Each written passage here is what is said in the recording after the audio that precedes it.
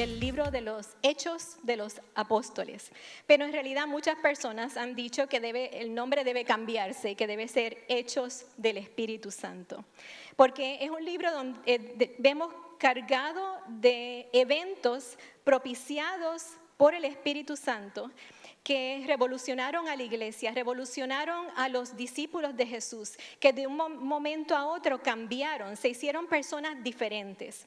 Y eso nos vamos a enfocar hoy en una parte de ese libro. Pero antes de eso, en el primer capítulo del libro de Hechos, se hace una corta reseña acerca de los 40 días que Jesús pasó con sus discípulos después de la resurrección y antes de la ascensión.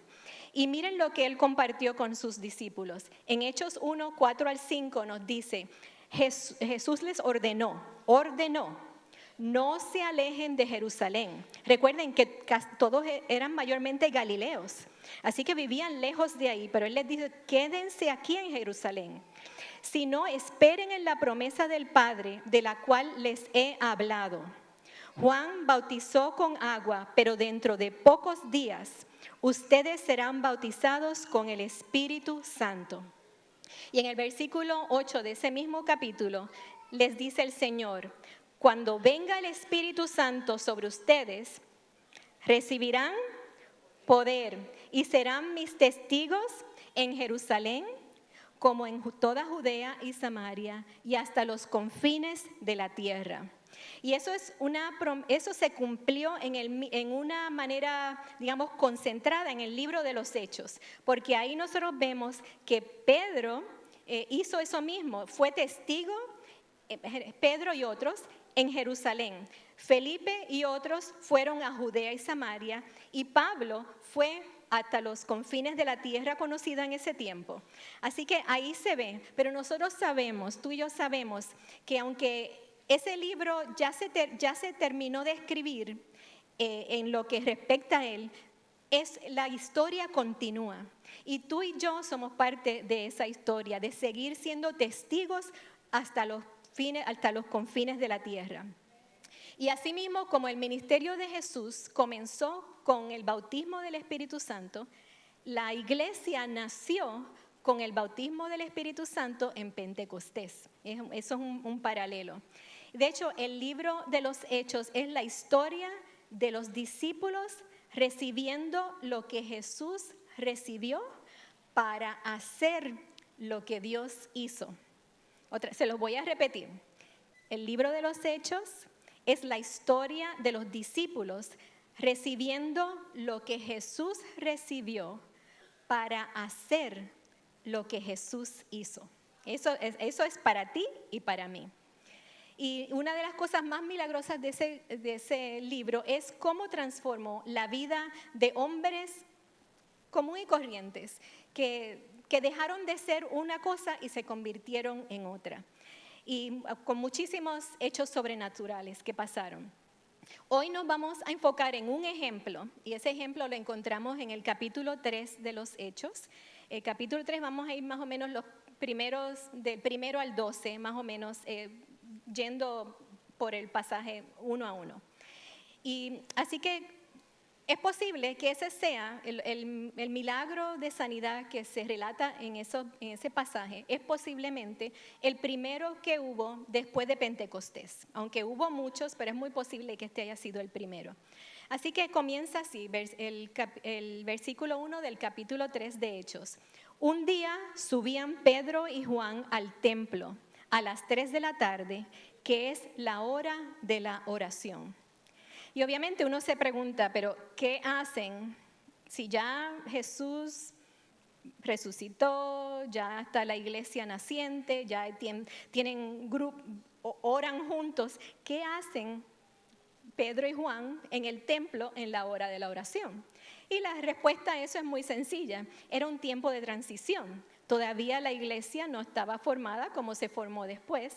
Y yo creo que también era una gran oportunidad que Pedro y Juan aprovechaban para compartir acerca del Evangelio con los otros que no conocían al Señor. Así que creo que esa es la razón por la cual ellos estaban ahí. Y el versículo 2 sigue, junto a la puerta llamada Hermosa, había un hombre lisiado de nacimiento, al que todos los días dejaban allí para que pidiera limosna a los que entraban en el templo. Cuando éste vio que Pedro y Juan estaban por entrar, les pidió limosna. Una escena muy común en el templo, como es muy común hoy en día, personas que se acercan a lugares que son muy transitados para pedir dinero. Pero es una escena que también está llena de contrastes. Por un lado, nosotros tenemos un hombre extremadamente pobre, un hombre que por su condición física no puede proveer ni para sí mismo, ni puede mantener una familia. Y no solamente eso, sino que depende de otros para que lo lleven a ese lugar a pedir limosna todos los días. Y donde se encuentra es precisamente, como dice el pasaje, es en la puerta de la Hermosa, la puerta de la Hermosa.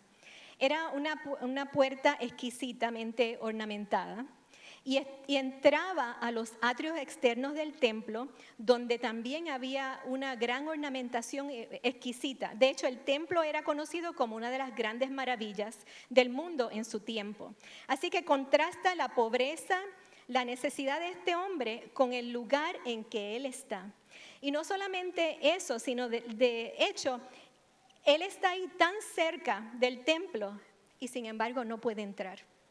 Qué triste eso, ¿verdad? Tan cerca, diariamente, tan cerca de las puertas del templo e imposibilitado de entrar. No solamente porque no tenía la capacidad de levantarse y caminar, sino también porque parte de la ley de Moisés indicaba que no podían entrar, excepto al atrio externo del templo, no podían entrar ni las mujeres, ni los forasteros, ni tampoco personas que tuvieran una incapacidad física.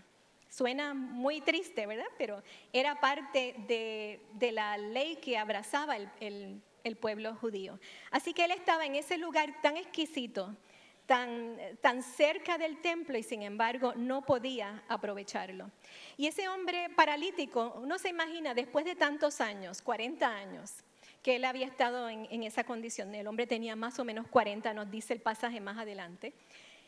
Él se había creado una identidad de quién él era, un hombre paralítico, un hombre lisiado, que es a la misma vez un mendigo. Esa era la identidad de este hombre. Y yo me imagino que también puede haber estado contaminada su identidad con una teología muy común en ese tiempo, de que una persona era incapacitada por el pecado de alguien, fuera de sí mismo o de sus padres, como en este caso sería. Así que esa era la identidad de este hombre que todos los días era llevado a la puerta de la Hermosa. Así que quiero que vean el contraste entre el lugar donde él está y la condición de él. Entonces también contrasta en la escena la condición del paralítico, la condición física de él, con la de Pedro y Juan, que son personas hábiles físicamente, independientes, se mueven de un lugar a otro y pueden entrar al templo. Ellos no tienen ninguna dificultad para entrar, no hay nada que se los impida. Y obviamente al verlos, ¿qué hace una persona que se ha dedicado toda su vida a pedir limosna? ¿Qué hace? Pues les pidió una limosna, les pidió dinero. Quizás les pidió una moneda de cambio, quizás se atrevió a pedirle algo más.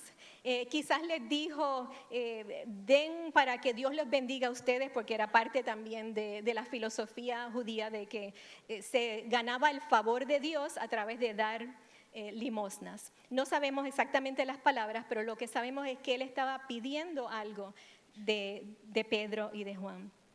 Entonces el versículo 4 nos dice, Pedro con Juan, mirándolo fijamente, le dijo, míranos. Pedro hizo algo diferente a lo que muchos de nosotros hacemos. ¿Cuántos de ustedes, si alguien está parado para pedir dinero, no caminan un poquito más rápido para meterse entre la multitud para que no les pidan? ¿Cuántos de ustedes han orado, Señor, cambia el semáforo, que se ponga verde para no tener que darle dinero a esta persona? No les voy a pedir que levanten las manos, Pero yo sé que algunos habrá aquí que esa es la manera en que reaccionamos a eso. Y lo que él está haciendo otra vez es pedir, y fíjense lo extraño, le dice, míranos. Pero es extraño también que Pedro le diga, míranos, porque ya el hombre lo está mirando. Fue el hombre el que llamó la atención de ellos. Y después de que él llamó la atención de ellos, está esperando recibir lo que él necesita. Pero Pedro le pide una mirada, le dice, míranos, le pide una mirada mucho más enfocada. Es muy posible que Pedro y Juan muchas veces hubieran pasado al lado de este hombre, porque estaba ahí, lo llevaban diariamente. Es muy posible que ellos hubieran pasado por ahí. Pero ese día pudieron haber pasado de largo como tantos otros días, pero algo pasó en los ojos de Pedro que él fijó su atención en este hombre y este hombre dejó de ser como un detalle más en el entorno, ¿verdad? Cuando a veces estamos acostumbrados a ver a alguien en un sitio, algo en un lugar y dejamos de verlo porque ya es una costumbre, pero ese día Pedro le prestó atención a él y dice el versículo 5, el hombre fijó en ellos la mirada esperando recibir algo. Según su perspectiva, el hombre paralítico necesitaba una sola cosa. ¿Y cuál era esa cosa? Dinero. Eso era lo único que él necesitaba. En una ruta que yo tomo con frecuencia, camino a nuestra casa, hay un hombre que se detiene, se llama Tony. Tiene una sonrisa muy expresiva, muy hermosa. Y él se para ahí día tras día, aún en invierno, muchas veces, a pedir dinero. De hecho, pues ya nos hemos hecho hasta amigos. Él ya reconoce mi carro y va a la ventanilla esperando que yo le dé algo. Y siempre me recuerda que él ha estado sobrio por muchos años. Pues eso es una de las... Me he acostumbrado a él y él se ha acostumbrado a mí, a esta persona. Tristemente, nuestra relación está dictaminada por el semáforo, porque el semáforo cambia y ya yo tengo que decirle a Dios, pero siempre lo bendigo. Yo sé que en la vida de ustedes hay muchas personas que ustedes encuentran. Yo les animo a ver esas personas como seres humanos, a preguntar su nombre, a bendecirlos, a declarar una palabra de afirmación de la obra de Dios en sus vidas. Porque son ocasiones que nosotros tenemos diariamente, muchas veces, y debemos no pasar de largo, sino detenernos aunque sea un momento y ministrar a esa persona. Pero este día en particular, Pedro y Juan no siguen de largo, sino que ven a este hombre como una persona real, que es digna de que ellos se detengan y conversen con él. Y así que el hombre lisiado de Hechos 3 sabe que Pedro y Juan son hombres físicamente hábiles y que la única transacción que puede haber entre ellos es: yo te pido dinero y tú me das dinero. Eso es todo lo que puede haber. Y de hecho, este tipo de personas muchas veces están acostumbradas a que la gente ni siquiera los mira, les da, les deposita algo y se van. Así que él lo que está esperando es que suene el cling de la moneda en su vasito de lata. Eso es todo lo que él está esperando. Pero entonces pasa algo maravilloso, algo milagroso e inesperado. En el versículo 6, miren lo que Pedro le dice a este hombre. No tengo plata ni oro, declaró Pedro, pero de lo que tengo te doy. Absorbe eso por un momento. No tengo plata ni oro, pero de lo que tengo te doy. La pregunta es, ¿qué tenían Pedro y Juan? ¿Qué tenían? Tenían a Jesús, tenían una relación personal con Jesús. Habían sido redimidos por el Mesías de Israel y estaban llenos del Espíritu Santo. Eso era lo que ellos tenían. Lo mismo que tú y yo tenemos, lo mismo que tú y yo tenemos. Ellos, eso es lo que tenían. Por eso él puede seguir diciendo, en el nombre de Jesús de Nazaret, levántate y anda. Y tomándolo de la mano derecha, lo levantó. Al instante, los pies y los tobillos del hombre cobraron fuerza. De un salto se puso en pie y comenzó a caminar. Luego entró con ellos en el templo con sus propios pies, saltando y alabando a Dios. ¡Qué escena tan maravillosa! Me hubiera encantado estar ahí, presente. Qué bello, ¿verdad? El hombre paralítico no recibió lo que esperaba. ¿Qué era qué? Unas meras monedas para llenar una necesidad pasajera. Recibió mucho más de lo que él pidió, mucho más de lo que jamás pensó recibir. ¿Y qué pasó? Las piernas que nunca habían sido usadas comenzaron a ser usadas, sanadas instantáneamente. Los huesos torcidos se enderezaron. Los músculos, los nervios, las venas atrofiadas cobraron vida y empezaron a cumplir su función por primera vez. Eso fue lo que pasó en la vida de ese hombre. Y como les dije antes, llevaba ya 40 años en esta misma condición. Pero esto no fue un impedimento para que Dios hiciera su obra, porque para Dios no hay nada imposible, ni tampoco para que Pedro y Juan se atrevieran a declarar el poder de Dios sobre él. No, eso no fue ningún impedimento. Así que de un momento a otro, todo cambió. El hombre imposibilitado por tanto tiempo, desde nacimiento, comenzó a caminar y entró al templo que estaba a su lado por tantos años por primera vez. Qué maravilloso también. Y no solamente, sino que dentro de él pasó algo, el gozo del Señor. Se abrió una fuente tan grande de gozo que él no podía dejar de saltar y alabar a Dios por el bien recibido. Asimismo nos sentimos nosotros cuando recibimos un regalo, cualquiera que sea el regalo de Dios, sea una sanidad física, una sanidad de las emociones, un sueño que nos hace ver más allá de lo que nosotros hemos pensado, tantas cosas que recibimos de parte de Dios. Esa debe ser nuestra respuesta, que se abra dentro de nosotros una fuente de gozo tan grande que la queramos compartir con todo el mundo. En el versículo 9 dice, cuando todo el pueblo lo vio caminar y alabar a Dios, lo reconocieron como el mismo hombre que acostumbraba pedir limosna sentado junto a la puerta llamada Hermosa. Y se llenaron de admiración y asombro por lo que había ocurrido. Mientras el hombre seguía aferrado a Pedro y a Juan, toda la gente que no salía de su asombro corrió hacia ellos al lugar conocido como el Pórtico de Salomón.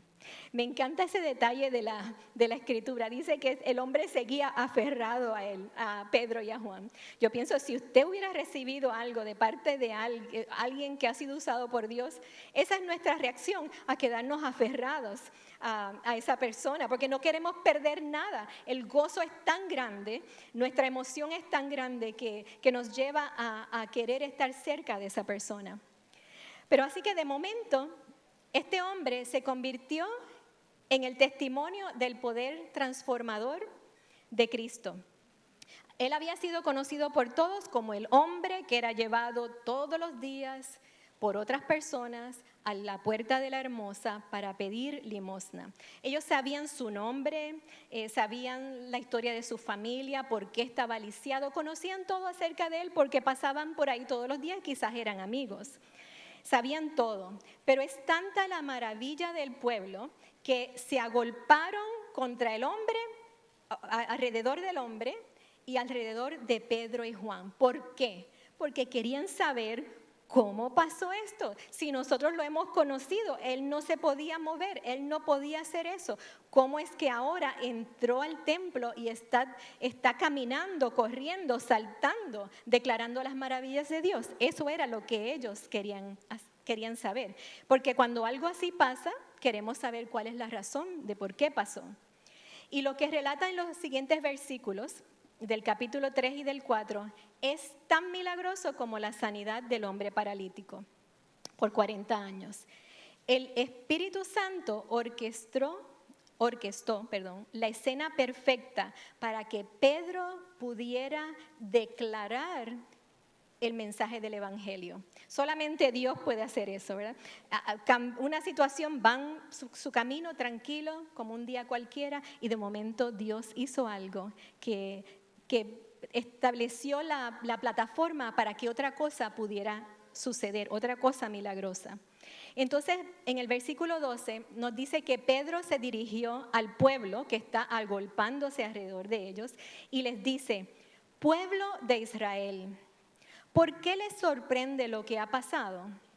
¿Por qué nos miran como si por nuestro propio poder o virtud hubiéramos hecho caminar a este hombre? El Dios de Abraham, de Isaac y de Jacob, el Dios de nuestros antepasados, ha glorificado a su siervo Jesús. Y en el versículo 16 continúa: por la fe en el nombre de Jesús, Él ha restablecido a este hombre a quien ustedes ven y conocen. Esta fe que viene por medio de Jesús lo ha sanado por completo, como les consta a ustedes. Una declaración directa. Esto no nos miren a nosotros no tenemos nada que ver con esto. Es la obra de Cristo Jesús a través de nosotros el que ha hecho este milagro. Así que vemos que Pedro les explica que ellos no son los causantes de la sanidad del hombre, sino que ha sido hecha en el nombre de Jesús, ¿verdad? Hay muchas predicaciones en el libro de los Hechos, muchos sermones registrados, y en todos ellos hay ciertos elementos en común, uno es que enfoca la atención a Cristo, no al hombre, sino a Cristo como el autor de los milagros. También confronta con el pecado de haber rechazado a Cristo y haberlo crucificado en la cruz. Tercero, les habla acerca de la resurrección de Jesús, que Él no está muerto, Él ha resucitado.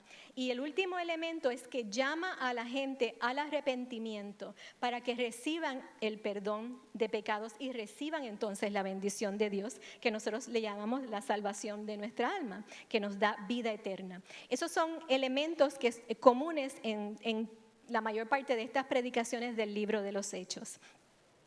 Y nosotros nos podemos imaginar que después de un día con tanta eventualidad y provecho espiritual, porque fue un gran día, de hecho ese día se convirtieron 5,000 hombres, sin contar mujeres, niños, 5,000 personas, así que fue muy muy productivo. Y uno se imagina, bueno, ya es tiempo de cerrar la tienda, vámonos para la casa, descansemos, cenemos, mañana es otro día, volvemos al templo.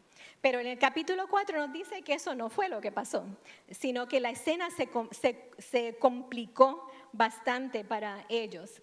Porque ¿qué pasó? Que el bullicio de la gente y las enseñanzas de Pedro le llegaron a los oídos a los gobernantes religiosos, a los gobernantes del templo y a los gobernantes religiosos. Les llegó a ellos y se enfurecieron grandemente, grandemente.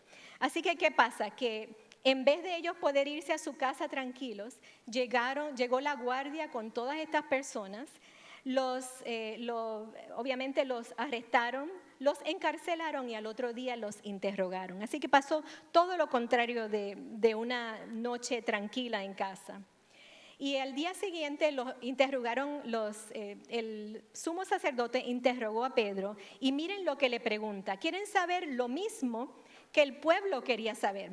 En Hechos 4:7 se registra la pregunta exacta que el sumo sacerdote le hizo a Pedro, que fue así: ¿con qué poder o en nombre de quién hicieron ustedes esto? O sea, la sanidad. Pedro, lleno del Espíritu Santo, fíjense eso, Pedro, lleno del Espíritu Santo, había recibido el bautismo del Espíritu Santo en Pentecostés, pero nuevamente la llenura del Espíritu Santo llega a él nuevamente. Y entonces dice, Pedro, lleno del Espíritu Santo, les respondió: gobernantes del pueblo y ancianos, hoy se nos procesa por haber favorecido a un inválido, que de hecho estaba ahí mismo al lado de ellos. Era como Exhibit A, ¿sabe? Cuando en las cortes se presenta evidencia, ahí estaba la evidencia presente, el hombre que había estado lisiado por 40 años y ahora camina, estaba ahí. Hoy se nos procesa por haber favorecido a un inválido y se nos pregunta, ¿cómo fue sanado? Sepan pues todos ustedes, y les está hablando a los gobernantes que tienen el poder de cortarle la cabeza, pero les habla con denuedo como si nada.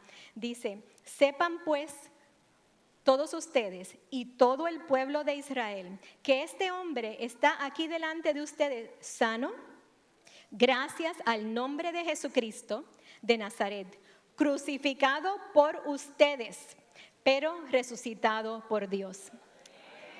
Y saltando al versículo 12, continúa. Dice, ya que estamos en esto, le voy a decir toda la verdad. Dice, de hecho, en ningún otro hay salvación, porque no hay bajo el cielo otro nombre dado a los hombres mediante el cual podamos ser salvos. Amén, gloria a Dios.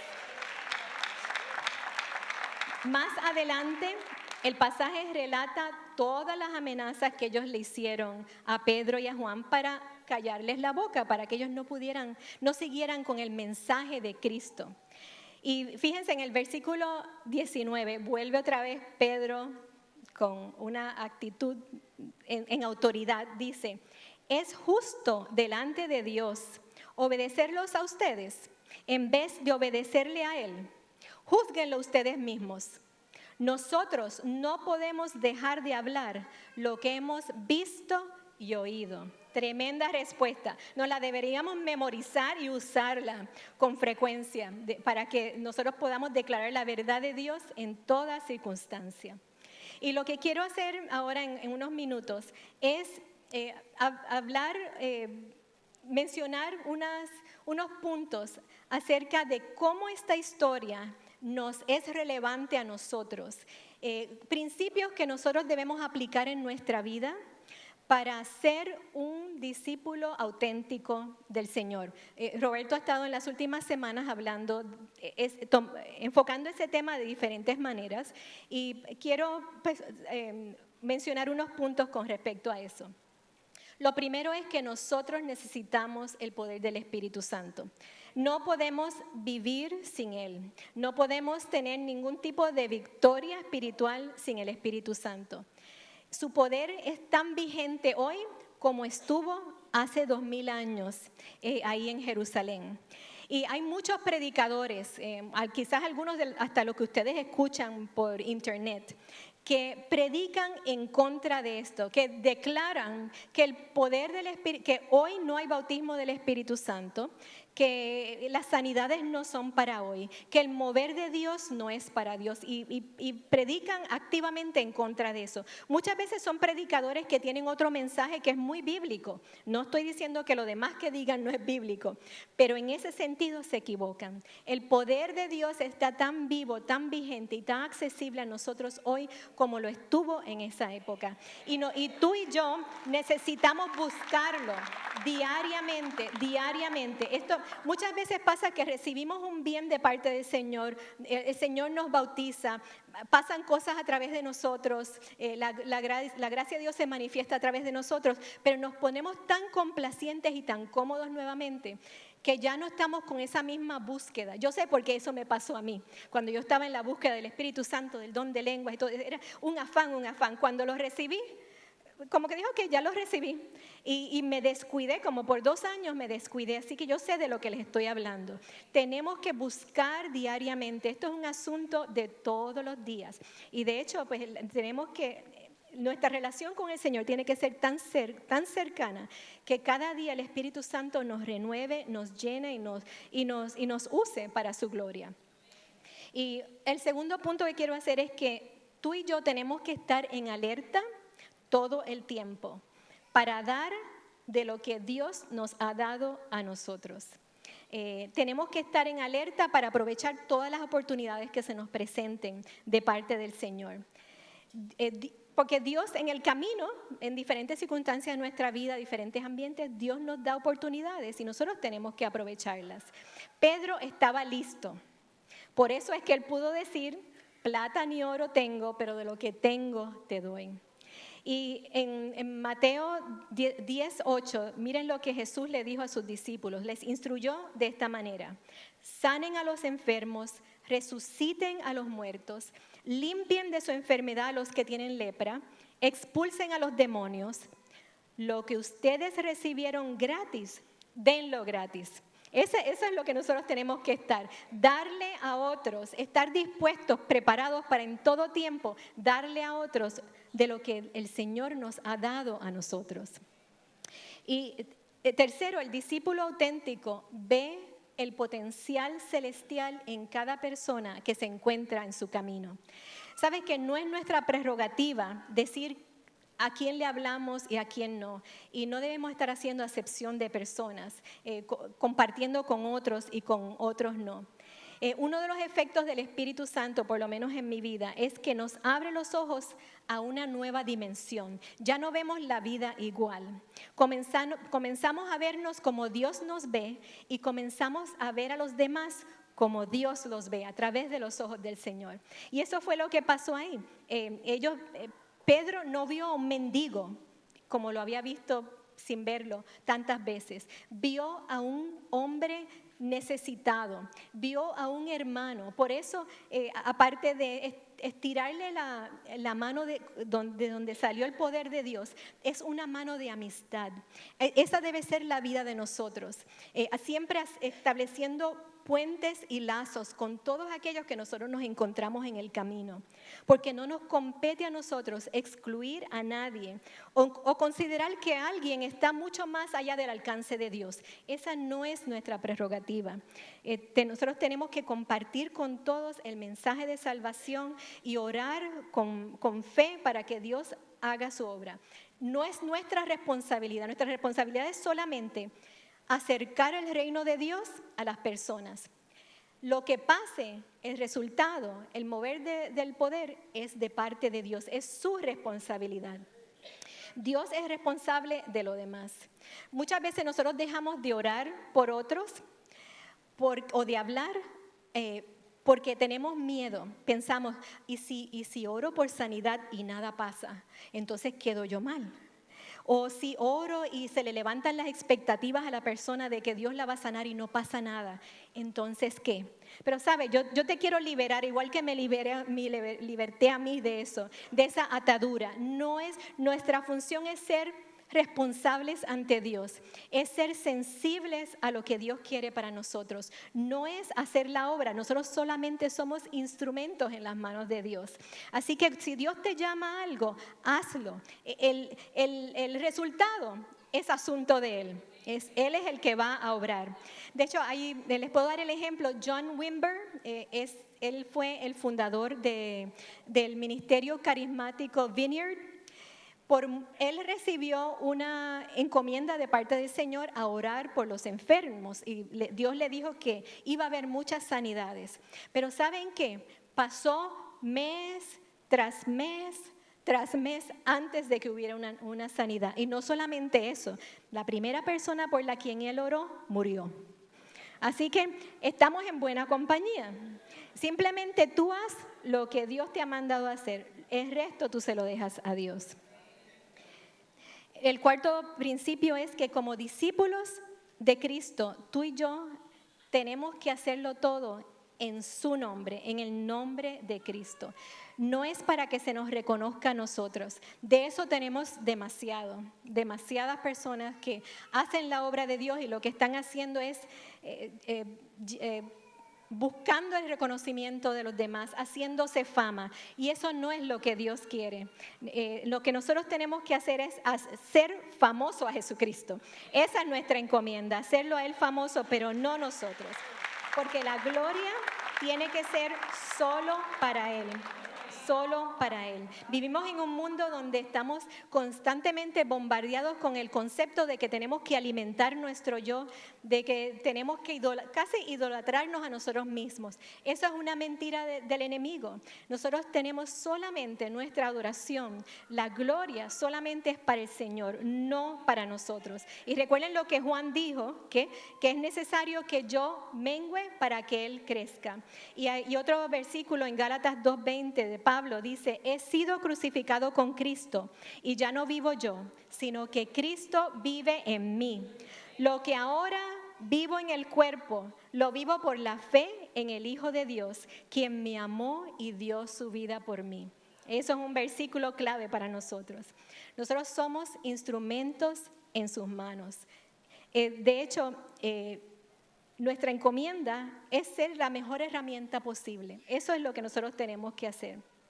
Cuando nosotros oramos, generalmente pedimos, ¿qué decimos al final? Terminamos casi siempre con en el nombre de Cristo, en el nombre de Jesús, ¿verdad? Pero yo sospecho que para muchas personas eso se ha convertido como en un cliché, como un hábito, algo que yo digo porque se supone que como creyente yo diga eso. Pero yo te quiero enseñar en este momento que cuando tú dices, cuando tú te haces una oración o declaras algo en el nombre de Cristo, lo que tú estás declarando es que estás íntimamente alineado con Él, con Cristo, y de que te estás moviendo en su autoridad, no en la tuya, sino en su autoridad. Eso es lo que nosotros hacemos cuando decimos en el nombre de Cristo. Así que yo espero que de ahora en adelante, cada vez que tú pienses en eso, profieras esas palabras, lo hagas con ese sentido de que tú estás alineado, cercano al Señor, al corazón del Señor, a la voluntad del Señor, y que lo estás haciendo en su autoridad. Y fíjense que como instrumentos nosotros no debemos anhelar recibir recompensa, igual que Pedro y Juan no recibieron una recompensa, todo lo contrario, fueron tirados en la cárcel, ¿verdad? Nosotros tenemos que hacer la voluntad de Dios, ser sus instrumentos, sin considerar el costo. Nosotros como iglesia muchas veces estamos muy plácidos, muy cómodos, y se nos hace difícil pensar que podemos ir más allá y hacer más para el Señor. Y el reto de esta mañana es que tú abraces esas palabras y que tú desees servir al Señor, no importa cuál sea el costo que Dios pida de ti. Y el último punto es que un discípulo le cede todo el control de su vida a Dios, todo el control en todas las áreas de su vida. De hecho, tu fidelidad y tu obediencia son la plataforma que Él usa para cumplir sus propósitos. Tu fidelidad y tu obediencia son la plataforma que Dios usa para cumplir sus propósitos. Muchas veces, al igual que Pedro y Juan, nosotros no vamos a saber qué es lo que Dios se tiene entre manos, pero lo importante es que seamos obedientes y que estemos preparados. Pedro y Juan, cuando llegó este momento, ¿qué tenían ellos dentro de sí? Primero, en el espíritu de ellos residía la plenitud del Espíritu Santo. También había sujeción a la voluntad de Dios. Había disposición a servirle sin importar el costo. Y había una expectativa preñada de posibilidades sobrenaturales. Ellos llegaron ahí pensando que Dios podía hacer una gran cosa.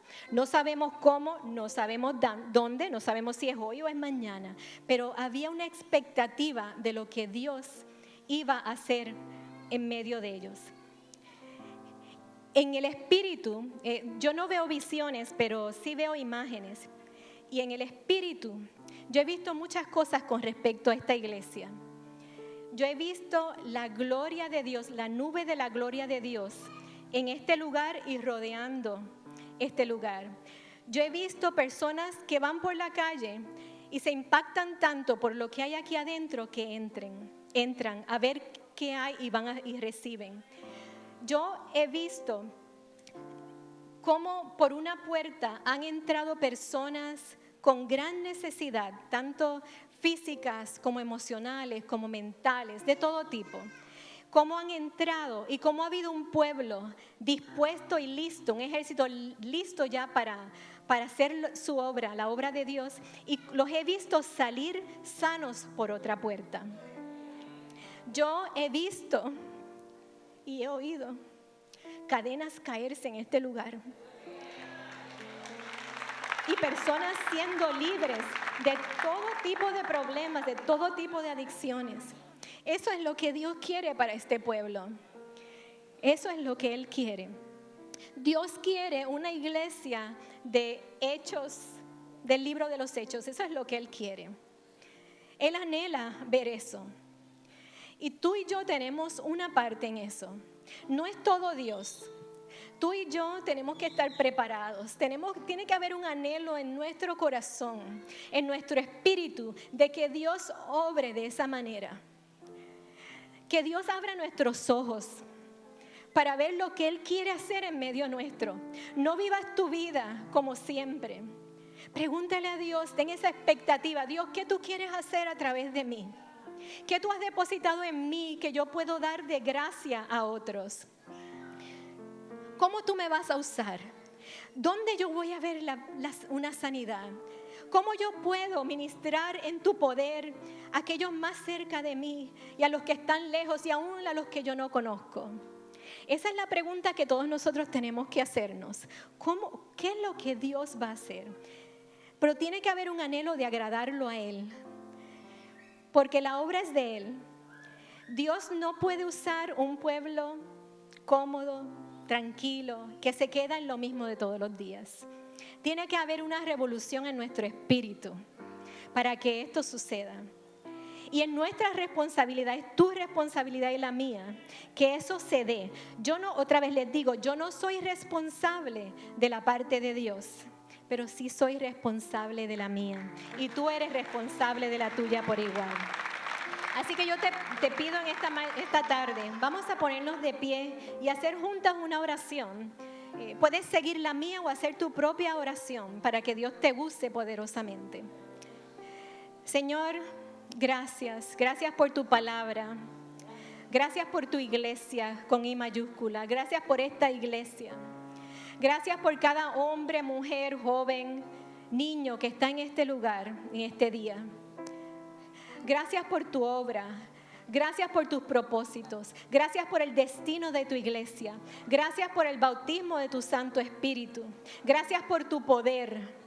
Señor, nosotros como iglesia nos comprometemos en este momento, Señor, a hacer cada uno su parte, a buscar de ti con anhelo, como que nos consume buscar de ti, buscar tu poder, buscar tus propósitos. Señor, que no vivamos ya la vida como la hemos vivido hasta ahora. Queremos vivir una vida como la de una iglesia, una vida como la que se refleja en el libro de los Hechos. Señor, yo sé que tu obra no ha terminado. Tu obra sigue cada día hasta que tú regreses por tu pueblo. Por eso nosotros estamos confiados en que tú nos vas a hablar, en que tú nos das el poder. Si tú nos has llamado, tú nos capacitas también para hacer lo que tú nos has llamado. Señor, que tu poder descienda siempre en este lugar. Que de este lugar, Señor, en este lugar se vean tus maravillas. Todo eso, Señor, que yo he visto en mi espíritu y que muchos más han visto, Señor. Lo anhelamos, deseamos que sea pronto, Señor. Señor, capacita a este pueblo para que cuando ese momento llegue, Señor, estemos preparados para dar de gracia lo que hemos recibido de tu mano, Señor. Gracias, Padre. Llévanos de aquí a nuestros hogares, Señor, con esa conciencia. Yo te pido, Señor, que se impregne, Señor, nuestro espíritu de esta palabra y del espíritu detrás de la palabra, Señor. Que no volvamos a ser iguales, Señor.